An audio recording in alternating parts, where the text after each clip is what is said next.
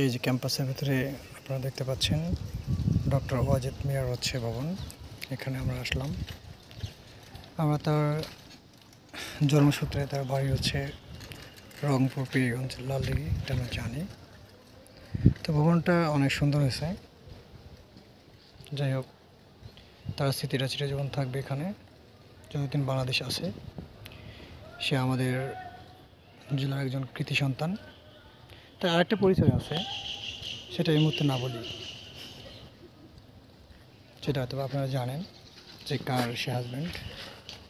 এই যে আমরা এখানে আসলাম আর কি।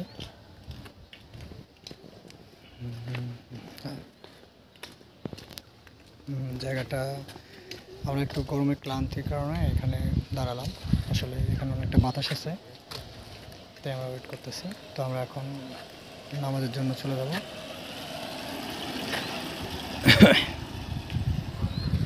চলো আসে, নামাজ পড়তে হবে।